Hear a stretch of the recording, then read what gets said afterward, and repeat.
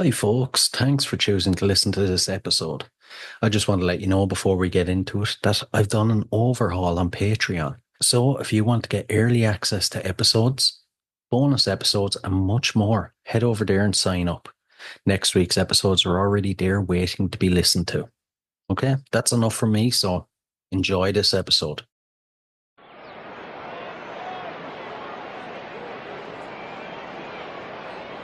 Is everybody in? Is everybody in? The show is about to begin.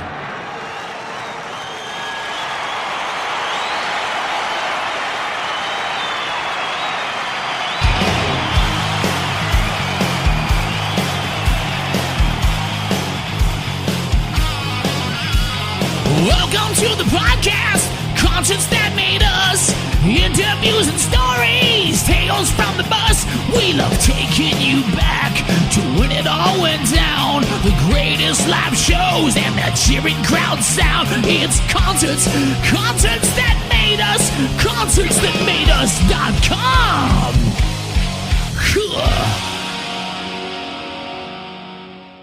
I'm Aidan Escalante. I'm Andrew Salazar. We're with Donella Drive. We have a new single called Simian Transmission coming out, and we're happy to be here on Concerts That Made Us.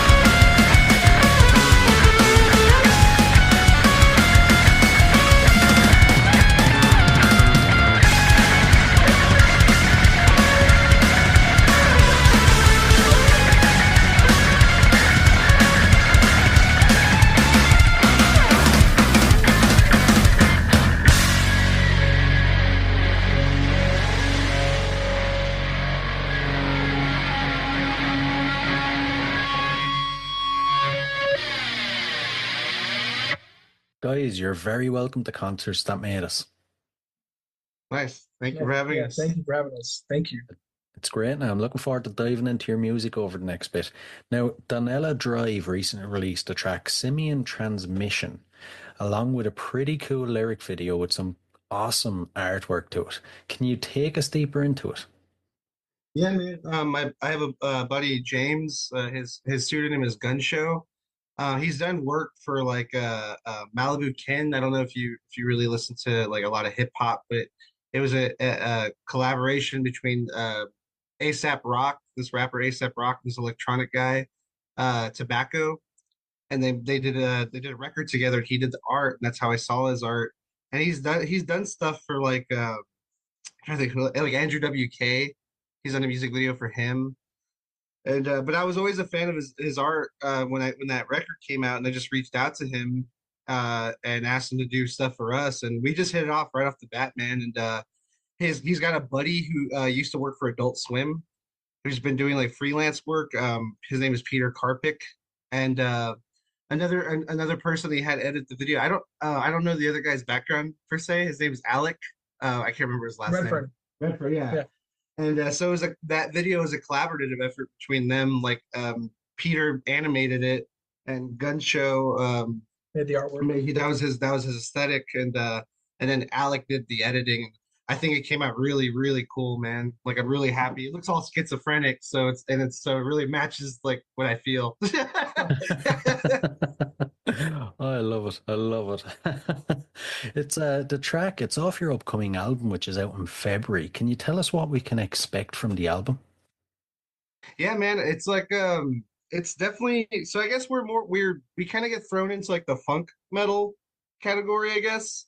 A lot of Primus comparison and stuff like that. So I would say like more of that, but it's maybe a little more psychedelic, a little more proggy. It's definitely a more progressive album. It's definitely not sexy, and it is very it's very just I don't know us. I guess or it's weird, really. Yeah. So I would say the next single definitely doesn't sound like Simian.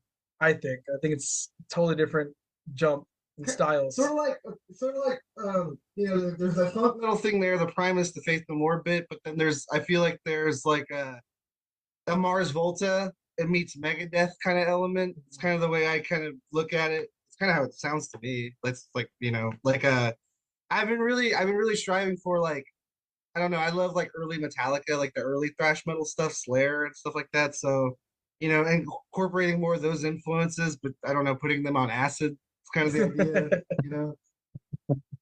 So, you know what I just thought of there? The way you said this album is not sexy. You guys have to print that on the cover. You know the way back 20 years ago, 25 years ago, I think it was System of a Down or something printed Steal this album. You guys have to print this album is not sexy. It definitely lacks sex appeal. I'll tell you that. It's not something I think you're gonna put on around a woman to like, hey, check this out. So yeah, trying to get in the mood. Yeah, definitely not putting on tax on drive. Note to self: I won't get laid listening to this album. So you might, unless she's weird, a fucking weirdo. If she really, she's open-minded, then yes. Yeah, she's open-minded. Right. I'll keep that in mind. Yeah. And typically when it comes to writing music, when you guys sat down to write the music for this album, what did it look like? I don't know. It was just, the same way we pretty much write any of the songs. Like it's just a riff idea sitting around the house, and then I get the urge to pick up the guitar, and then something falls out, and then I show it to Andrew and our drummer Steven at practice, and then like we'll just arrange all the riffs and stuff, and they come from any place too, like a bass line, a drum beat, just a feel in that room jamming. You know what I mean? That's how a good chunk of the songs are written. Yeah, so but I would say the creative process is pretty much been the same for us. Like it's always been just we have a million riffs or a million ideas, and then we get in the practice room and we try to arrange them to make songs. Pretty boring. Really special. Right. When it came to recording and production, then was there any challenges you guys faced, or any memorable moments that you can share with us? Challenges? I had a blast in the Yeah. studio personally. It was pretty easy, man. Like we recorded over a studio here in San Antonio called Cibolo Studios. It's a incredible studio, man. It's got a giant room. The acoustics in there are incredible. My buddy Landis Chisenhall runs that studio, so it felt really comfortable. It's like, I have a buddy, a really good friend, a guy who's like a brother, who just has this incredible studio. He was even in the band at one point, so he kind of gets the band too. Yeah, so Yeah. the drum sound I think sounds awesome. It's the first time that I feel like we've ever captured like the room sound, which I'm excited about because it sounds more like real to me. Natural. Yeah, it's not, because we've like our previous work we did like plugins and stuff, and that's fine, but I really feel like because of this different approach, like it's a thicker, it sounds thicker. Sounds like maybe more like us too, what we do live. yeah. So yeah, I don't know. Sorry, no challenges, man. Really. It was actually a really great experience. Stories, anything memorable that happened? Like I don't know. Nothing like stupid, like too stupid happened. Yeah. Like nothing. Just the usual. Like we are, of course, our differences and like where things should go, but I mean, we figured it out. You know what I mean? Those fights. You want to hear some bad stuff that happens? Come on, give me the goss. Yeah, that's pretty much it, man. Yeah. Right. And, on the album itself, besides the singles, is there any specific tracks that you guys gravitate more towards? Anything we should look out for? Yeah, you go first. No, you go first. Okay, so I got a couple. I got to think about that. I got one in particular. Like, when we were writing the song, I was like kind of like not sure about it. But then when we kind of got the final result and vocals were laid on it, I was like, this came out way better than I thought.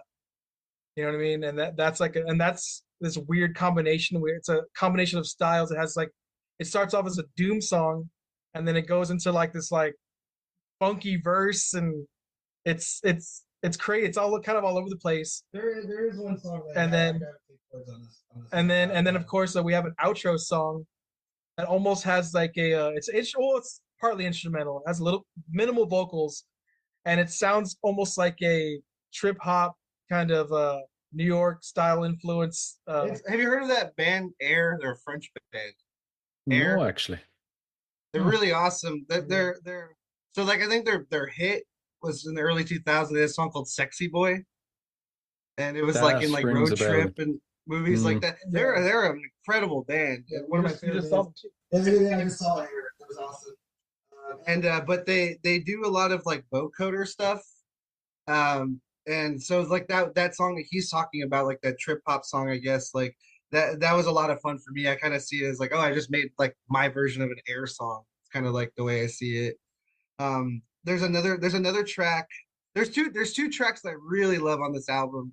There's one called Terlingua, which to me it sounds like it's kind of funny to say like the Red Hot Chili Peppers, but like they're but not cheesy, like not stupid. Like it has the funk aspect, but it's a little more aggressive and I don't know, like it's got this great, like I don't know, kind of like a great heavy metal feel. Like I really feel like if there's one thing that I feel accomplished for in this band, it's doing funk metal or funk rock, but not cheesy. I really feel like we accomplished because I've never, like, I don't get me wrong, like I love the Chili Peppers are cool. Like I love Faith No More. Well, Faith No More is not as cheesy.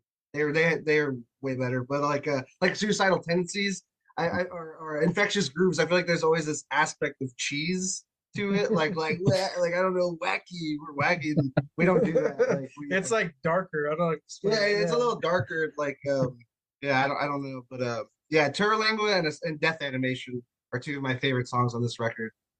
Those are my favorites. I'll have to keep an eye out for them ones then. Sound very interesting.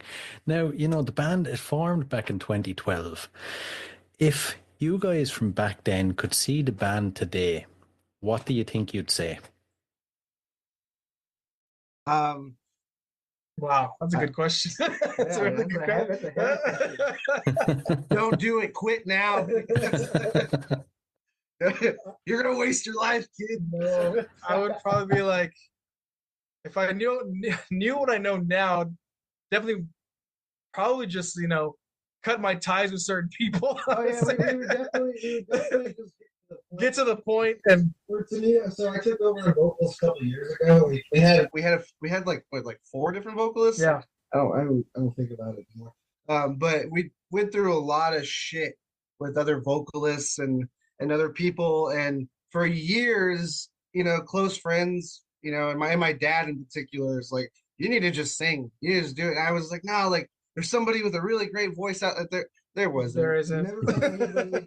And when I started doing it, like I'm still not an incredible vocalist, but it matches the music. I feel like it just makes it more natural. So if anything, I would have said like to my former self, I was like, just start fucking singing, just do it. Yeah, off the bat, just sing, just get it over with, cut through the bullshit.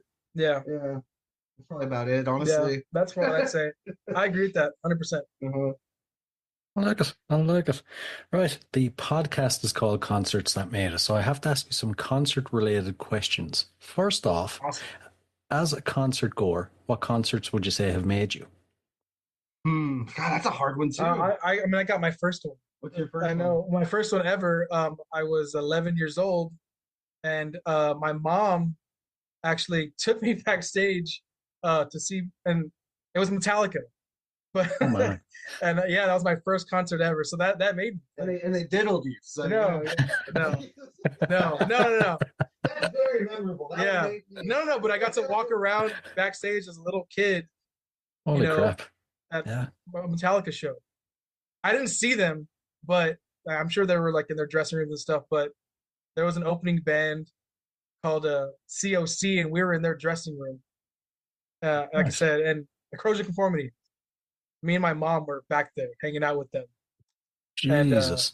And then we went to the show, and and then of course during that tour is where the stage would collapse and like kind of different scenes would happen. Like a guy, like there was an explosion, and then he was hanging from wires, and then there's another explosion where a guy's on fire, and it's basically all these stunts were happening. And I was 11 years old.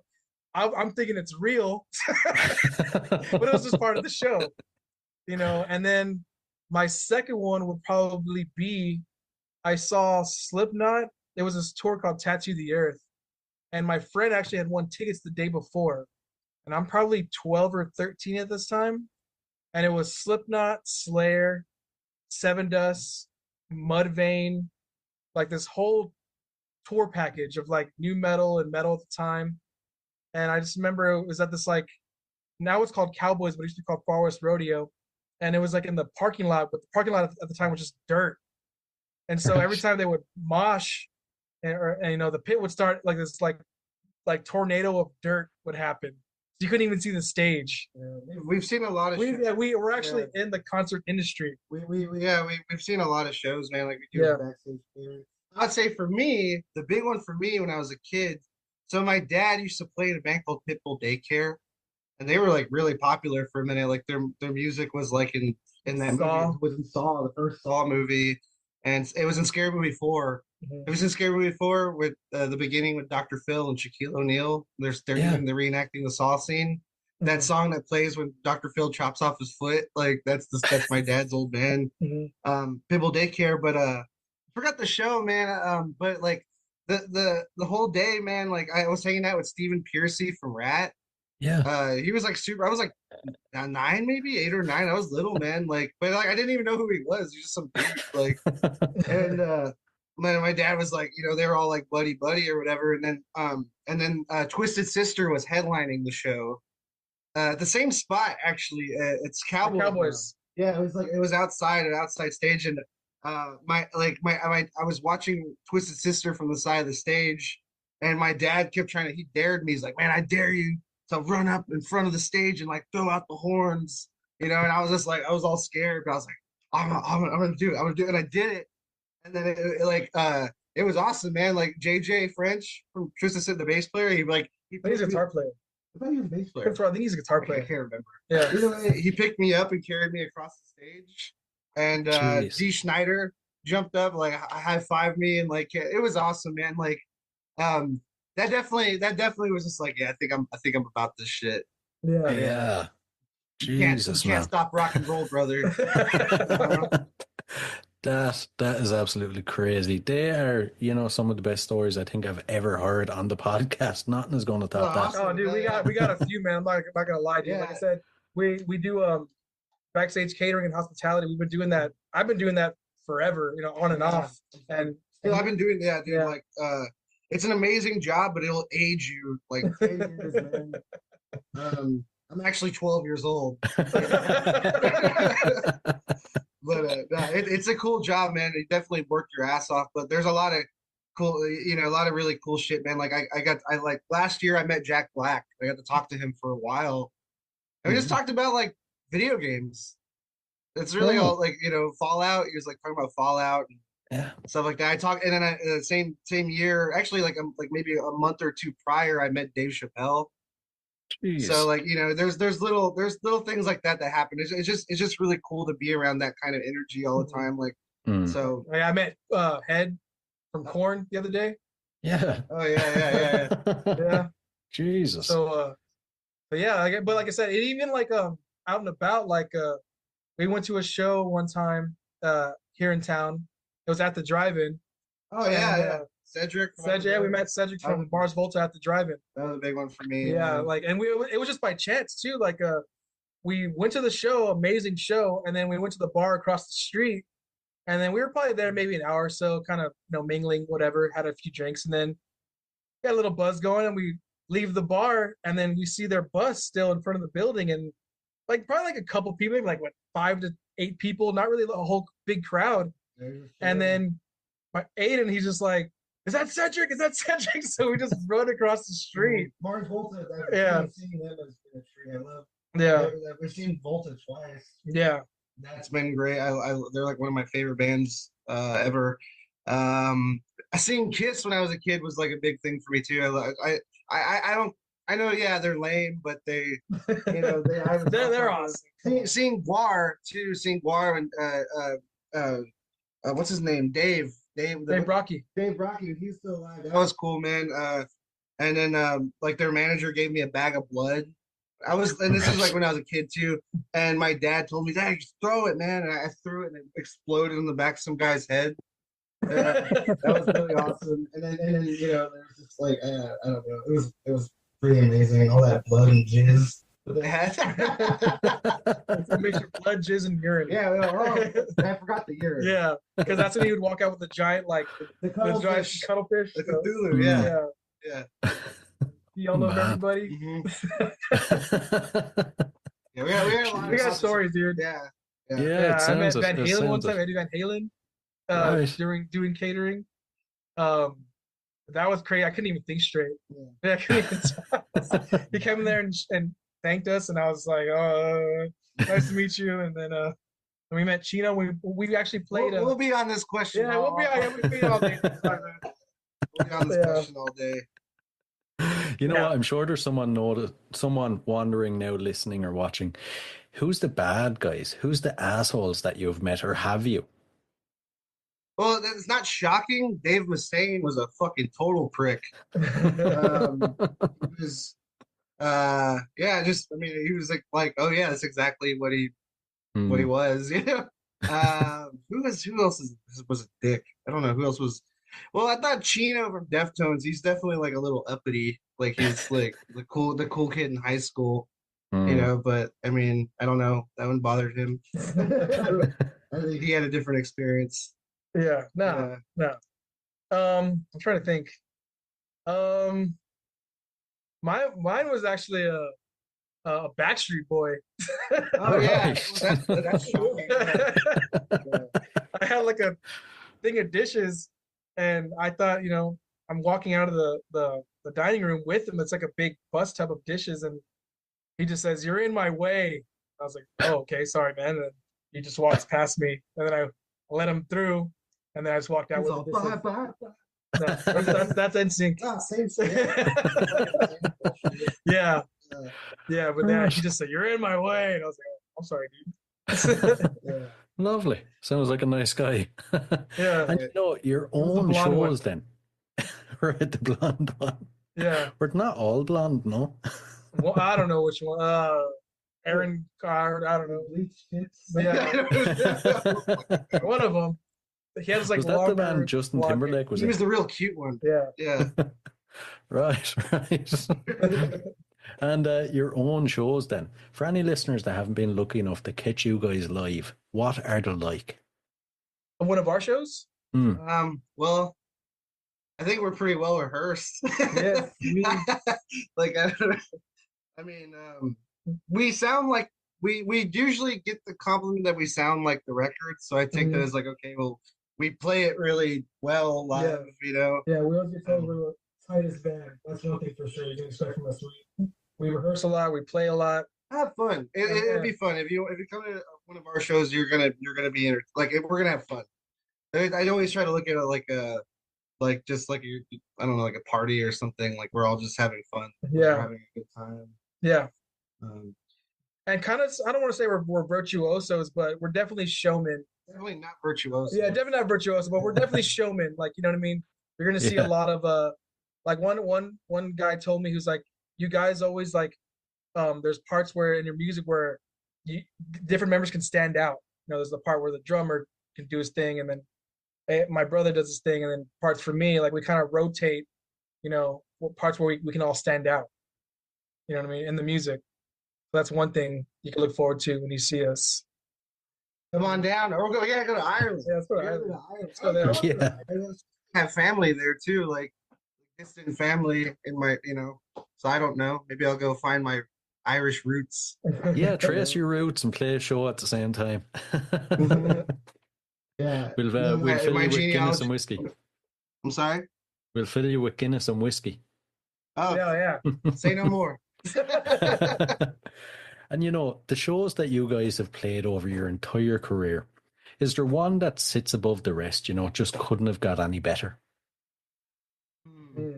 I mean, we did a short run with Dead Poet Society last year.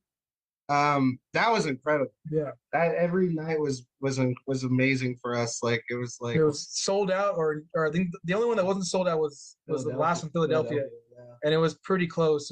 But other than that, the shows were sold out. Yeah, no, Phoenix was sold out, I want to say. Yeah. St. Louis, Columbus, they're all sold out. Yeah, no, it was a short run, but those shows really were some of my favorite shows we've ever played. We've also played River City Rock Fest, which is like a festival that used to happen here in San Antonio. It was like San Antonio's Rocklahoma. Rocklahoma. It was like wanting to be like a louder than life. Welcome to Rockville. It was their version of trying to match that or have that type of festival. Yeah. And we did it twice, and we did it. The first time we opened for the Deftones and Kid Rock, and the second time we actually opened for Disturbed and Megadeth.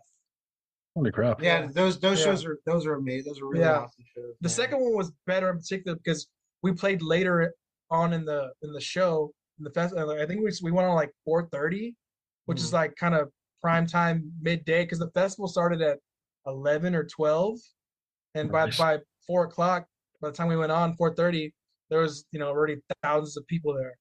So it was pretty cool. Some of my favorite shows too, like those are like the bigger shows, but some of my favorite shows even this year have been like we played at a house, and like that was really cool.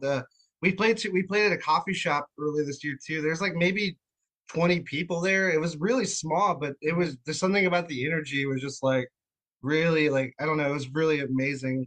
So I mean, yeah, whether it's like a big show or like small shows, like there's just sometimes you catch a feeling or an energy that really makes it memorable for me, Yeah, we played with Protest the Hero. That was a good one. That was awesome. With Protest the Hero, Moontooth, and Callous Cowboys. That was a really good show for us. Moontooth, repping Moontooth right here. Yeah, I like it. That was a really good show for us. Man. Here's a bit of a fun one.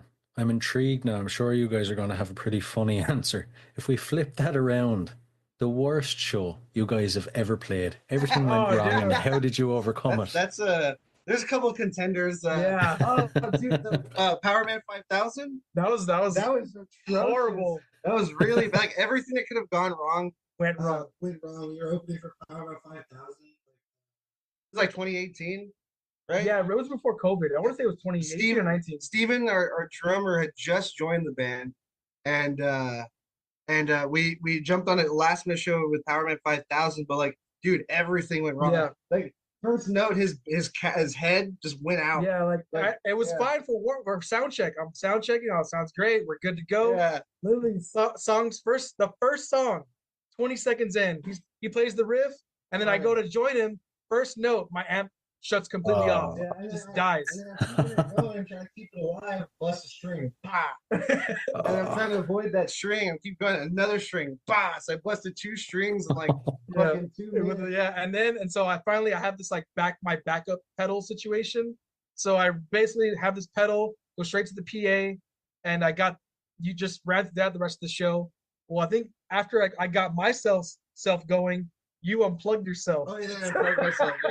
Yeah, I unplugged myself. Yeah, because I switched to my second guitar. Yeah. Luckily, I had that, so I switched to my backup, and I didn't hoop it around because I was in such a rush, and I just plugged it in, and then I played for like 5 seconds of then unplugged yourself. And then I did it again, so I plugged myself like 2 or 3 times. Did you unplug the power or the instrument cable? The instrument cable. Okay. So that was pretty bad. Yeah. We played for maybe 15 minutes. And, and then the Power Man 5000 guys kind of just looked like we were walking off stage, and they're kind of looking at us like, good set, guys. Steven didn't even talk to us. Yeah, our drummer ran off stage, went into the. He said he went to go to the shower. Yeah, he went to the shower. He just soaked himself. So, yeah, got in the fetal position and just washed away the shame. Yeah, washed away the shame, and yeah, dude. And then we were talking to those guys, and they were nice. They're like it happens, man. He's like, it's happened to us. It happens to everybody. Don't sweat it. And they were telling us that, and I really appreciated that. You know what I mean? Like they're like, it happens, man. It's part of the game. Yeah. What's another terrible show we played? The one. I'll do a version of it. Austin. Yeah. We had that really bad. Okay, so we had like a showcase in Austin. The only time we've ever had this, mind you, yeah. South by Southwest. South by Southwest showcase. Yeah. And our singer at the time decided to get stupid drunk before she played, and she got so drunk, blackout drunk, couldn't stand. And then so finally it comes our set time, and it was a packed room front to back. And right before, like, we cleared out the room, like she cleared it out, like she was like off key, she was rolling around on the ground, like belligerent, and it was embarrassing.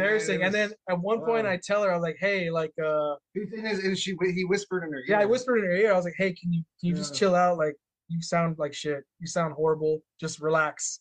Calm down. Yeah. And I remember she screamed in the mic, do I sound like shit? My bass player says I sound like shit. Yeah. Do I fucking sound like shit? And then her 3 people that she got fucked up with were like, hell no, but there's these guys in the back. Like, yes, you sound like shit. Yeah. It was just horrible, man, because there was an industry guy out there. Yeah. And then they got off stage, and man, like we were talking to that dude all day. Yeah, trying to be buddy.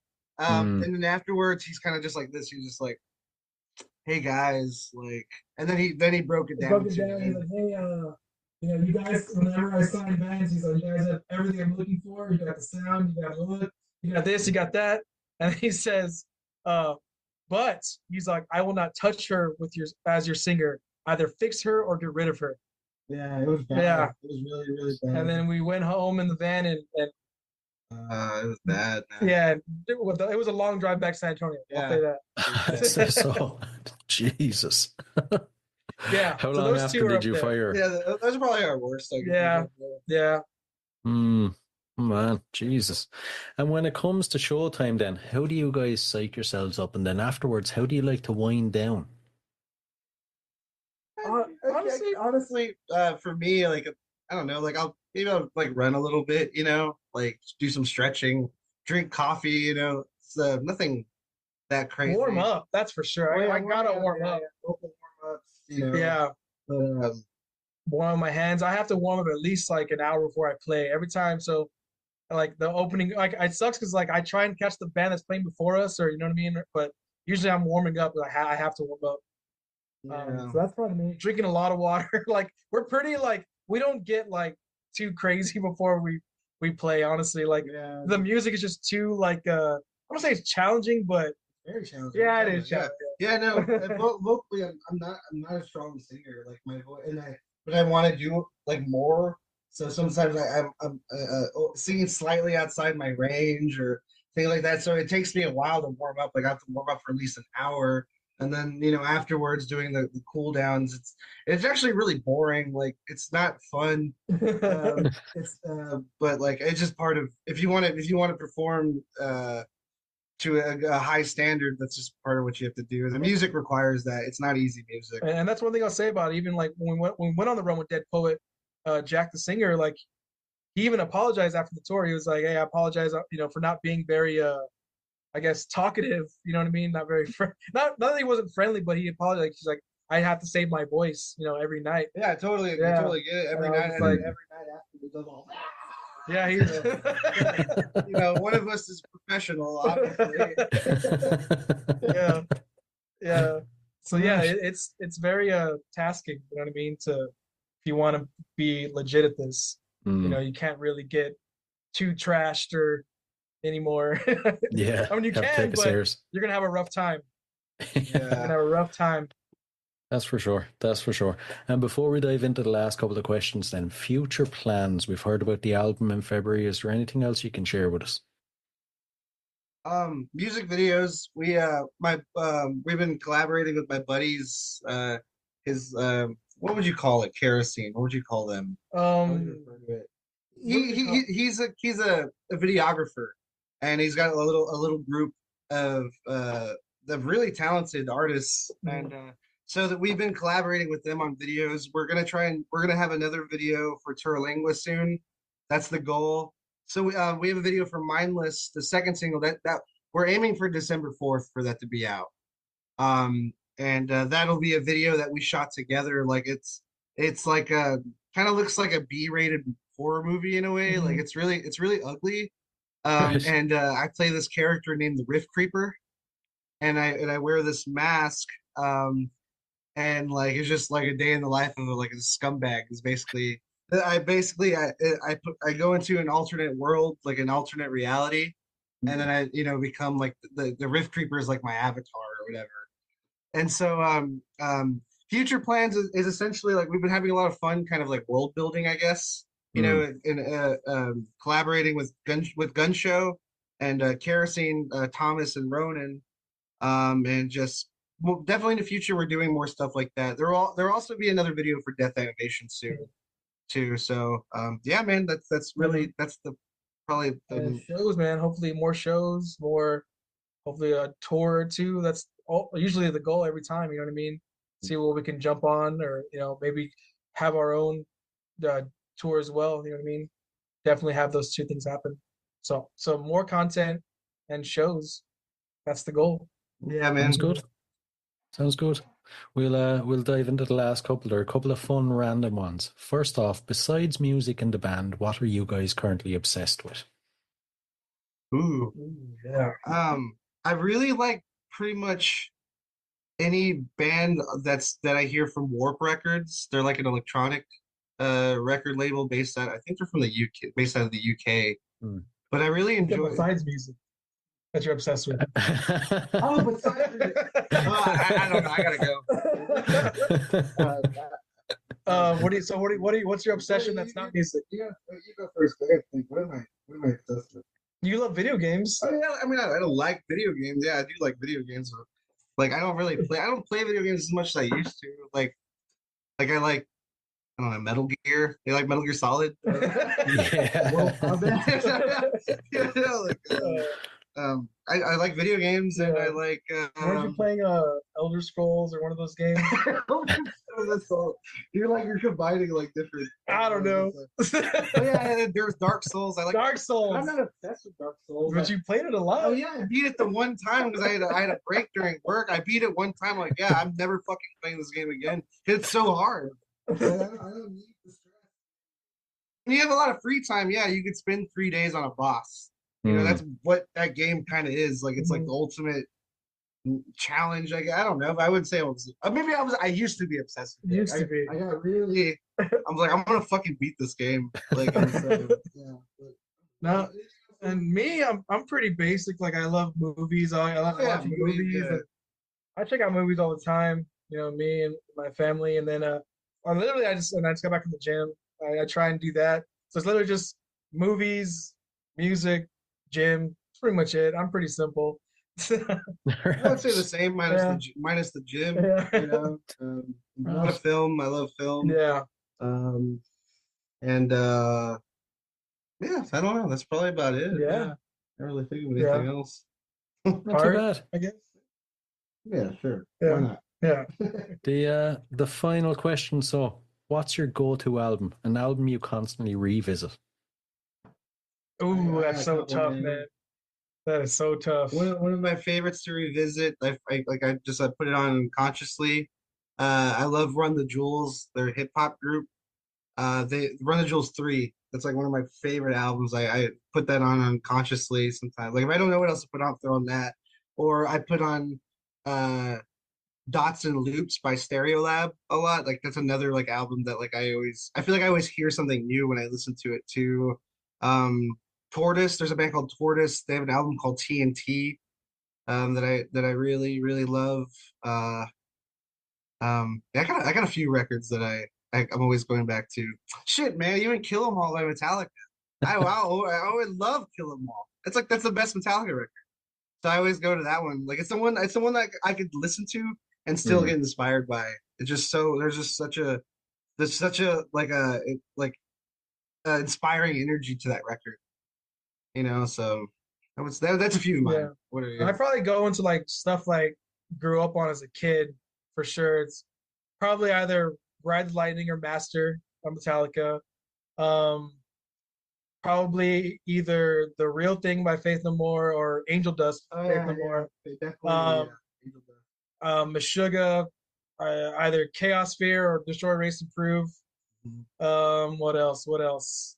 Or probably what's another one? I got so many, man. What else? Maybe if I'm feeling maybe Delouse, man. Honestly, Delouse is one I go back to. Delouse and Comatorium, Mars Volta. For me, it's Bedlam. I go back to Bedlam a lot. That's their number 2. To me, that's number 1. In my opinion, Bedlam is my favorite Volta record. But yeah, I would say those are the ones I seem to always go back. Another weird one is Great Southern Trendkill by Pantera. Something I don't know what it is about. That's their best record. There's something about it that's just like so different. You know what's crazy? They've said that's their least favorite record. Yeah, they're wrong. That's crazy. That's their best record. Whatever they captured at that time was like that's everything you need from Pantera. You could tell they're a divided band though. To me, I don't know. At that time, there's a darkness to it. It's dark. It's dark. Yeah, that's kind of why I like it, maybe. Well, my go-tos for Pantera is probably Vulgar. It's probably Vulgar. They're basic. No, Basic. or probably one of the two. Those are Some great best. choices. Listen, guys, I can't describe how much fun this actually was. Now, I haven't laughed so much in an episode in a long time. Thanks a million. Yes. Awesome. That's awesome. Yeah.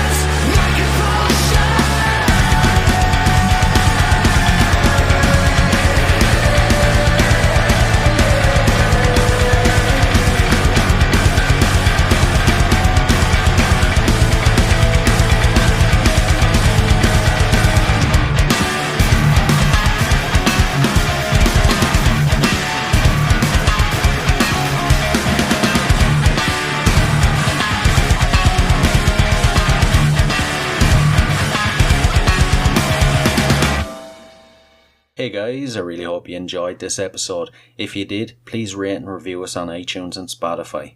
And if you're interested in signing up to Band Builder Academy, use the link in the show notes below and enter the code CONCERTS and you'll receive 10% off. So, until next time, keep rocking.